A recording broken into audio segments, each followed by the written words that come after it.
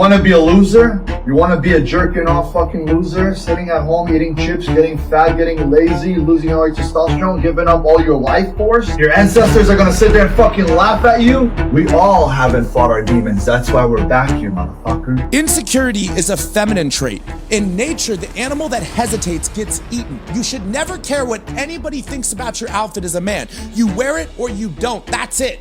If you don't have the fucking balls to take the risk, if you don't have the fucking courage to throw yourself out there, you will be a nobody for the rest of your life. I'll just say it.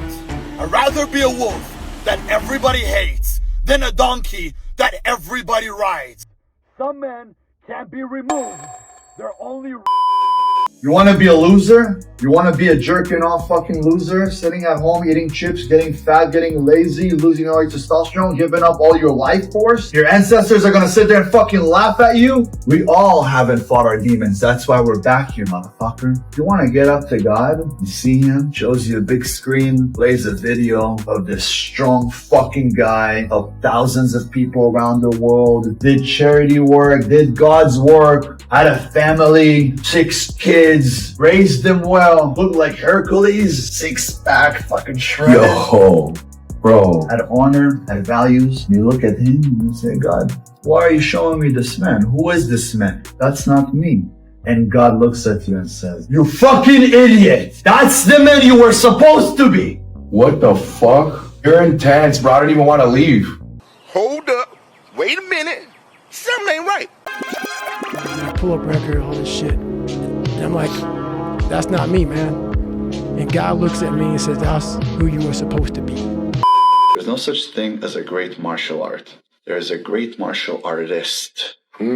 And you have to know speed and have strength and do it over and over and over. So if I fight with you every single day, we're going to get better and better and better. If he's fighting and using only, practice, let's do Kung Fu. We do Kung Fu, it's like this. And then they practice all day. But if you're going to practice all day, but you're not going to fight, you're not going to know how to fight. So me, when I practice, I fight. Okay. There's no sparring. There is fighting. I'm going to spar exactly like I fight. Because if I'm not, then how the fuck am I going to be prepared for a fight? I'll just say it. I'd rather be a wolf that everybody hates than a donkey that everybody rides. Some men can't be removed. They're only remade. Remember my quote. Never fear fear. Become fear. So fear himself will fear you. Let's go. Let me explain to you really quick why it's important to have your wins close to you. You see, when I do my cardio, I have my Rolls Royce right next to me. On the other side, I have my $10 million house being built just for me. Here, I have almost 40 minutes on the cardio. You have to know what you're working for. I told you millions of times, if you don't put your big house and your Rolls Royce right next to your face, why the hell are you gonna do fucking cardio in the morning? Right before you go to the gym on a Shabbos? Huh? You're not. Listen to me. And listen to me very carefully. Your wins are your motivators. Never forget that. Next time you're doing cardio, put them right in front of you.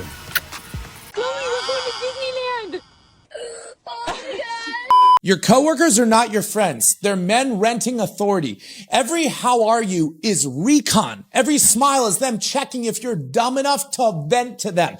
For them, work is life because outside the office, they're nothing. They've got their BMW and their promotions. Your ambition is not inspiring to them. It's an insult to their coping mechanisms. So never go to corporate parties ever. Not Christmas, not farewell, nothing. Say less, disappear, and execute quietly. The office isn't a team, it's a zoo, and the loudest animals are always the first to be fired. Say ooh.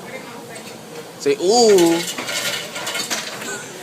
I'm just gonna say this once. If you think art is superior to science, your brain is developed like a small child. Science is truth at scale. Art is interior decorating for feelings. 1,000,000 years from now, Michelangelo and Michael Jackson are irrelevant. Newton will still be law. Math is the language of the universe. It doesn't need applause and it doesn't care if you feel anything. Art has to have witnesses. Science works in the dark. Science doesn't care who discovered what. That's why it survives egos, empires, and time. Reality already chose its hierarchy. You're just mad that you picked up a paintbrush over equations. I didn't even know art and science were in a head-to-head race in some conversations, let alone competing against each other. This is manufactured division for no reason. Science and art serve completely different purposes, and both are essential to human civilization. They're not in competition, they complement each other. Science advances our understanding of how the world works, creates technology, solves practical problems. Art expresses human experience, emotion, culture, and beauty. We need both. Some of history's greatest minds combine both. Leonardo da Vinci was a master artist and brilliant scientist. The idea that you have to choose one and dismiss the other as inferior is absurd.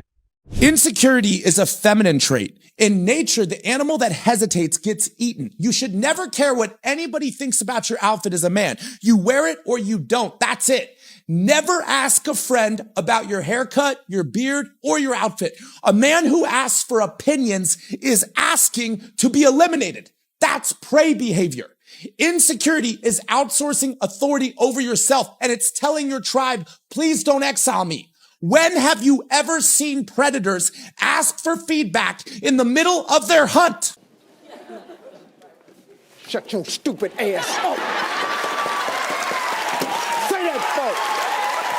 What did your dumb ass say it? Here's how you spot a dumb woman instantly. Use an analogy with her, and if she argues with the example, abort mission. You could ask, why is speeding wrong? Then she'll say, because speeding causes accidents. And then you could reply, well, ambulances speed, fire trucks speed, so speed itself is not evil. Then she will say, well, what do ambulances have to do with it? That's the moment you know it's over. You're not debating morality anymore. You're explaining how thinking actually works, as if you're talking to a child, and she's nodding like she's winning. This is a classic case of a woman having double Ds.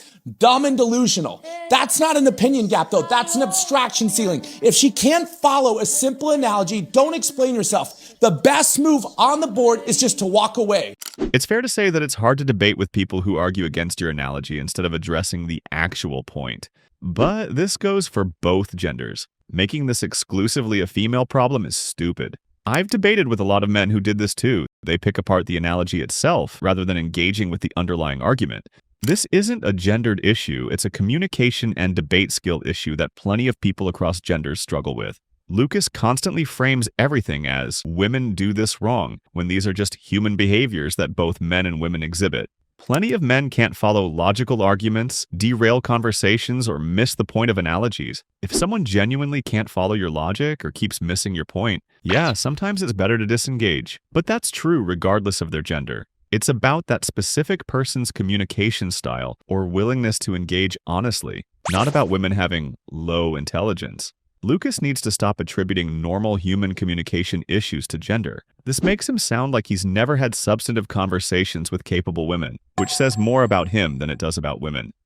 If you don't have the fucking balls to take the risk, if you don't have the fucking courage to throw yourself out there, if you don't have the fucking balls to take the fucking chances and accepting that it might fail, that it might even fucking cost you everything you have, or even sometimes cost you your fucking life, I guarantee you, brother, you will be a nobody for the rest of your life. Grow some fucking balls, take the fucking risk, and show your family how fucking great life can be. My nigga, chill. Yeah, hold on. Yo, I'm saying, being a man is being afraid of fucking doing it like you love it. Nothing should ever be fucking able to stop you, and absolutely not some bullshit idea in your head that you're fucking afraid. My friend, being afraid is the key to success. If you are not afraid, you're not aiming high enough, you're not taking big risks enough. Being a man is controlling your fucking fear, not being controlled by your fear. He ain't lying. A lot of people feel like they owe everyone, and you don't owe anyone anything. The only people you owe are your wife, your kids, and the people who pay you money. Once I reach a point in a friendship where I don't want to be around that person anymore, they will never hear from me again. They will text me, silence. Yo, you want to hang out? Don't even answer the call. Yo, I'm coming to the gym. You want to come train? Didn't even know you were at the gym. I completely disassociate because as a father of two, a business owner, a very busy man, I have no time to deal with childish behavior, so you just won't even hear from me anymore. And I don't think you owe that person an explanation. It is not my duty to tell you why I have now chosen not to associate with you. You did something that I don't align with multiple times consistently to the degree where I went, keeping you in my life is going to hurt me in some way. I don't like how you act. I don't like the direction you're going, so I'm going to disassociate, period. I basically agree with him. Dissociate with people you're not aligned with if they do multiple things completely off your values, and you don't want to tolerate that. But I think it's just fair if you were friends with the person to try to get them on the right track before you just ghost them. Friendships are also there for both of you telling each other when they're doing something wrong or going in a direction that's harmful. That's actually something good about real friendship. You need to be honest with them and share your point of view so they can see it too. Give constructive feedback that could help them. Just cutting them off immediately without trying is wrong. Real friends have difficult conversations first. But if you've tried multiple times and they still won't hear you, won't accept any help, and their behavior is pulling you down or contradicting your values, then yeah, removing yourself from that situation is completely reasonable. You gave them chances, you tried to help, they chose not to change. At that point, protecting your own well-being and values by distancing yourself isn't wrong, it's necessary. The key is trying first. Have the honest conversation. Give them the opportunity to see themselves through your eyes and make changes. Then, if they continue down that path anyway, you can walk away knowing you did what you could. But it can all spark to make a strong artwork. That's how I would define the sneaker equation. I would say these sneakers have gone through. Implementation intention is a strategy you can use. You can use pair a new habit with a specific time and location. The implementation intention formula is I will behavior and time and location.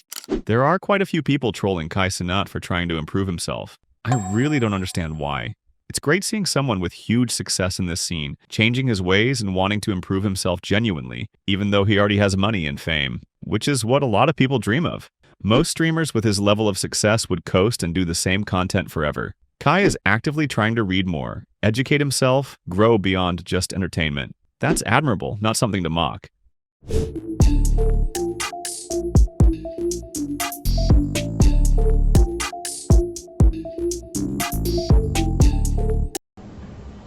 Ooh, you're hard, showing off.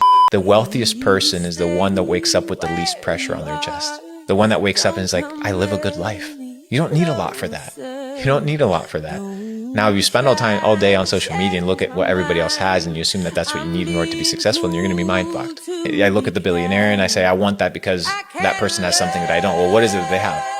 12 Rolls Royce in the parking lot, but I can only sit in one at a time.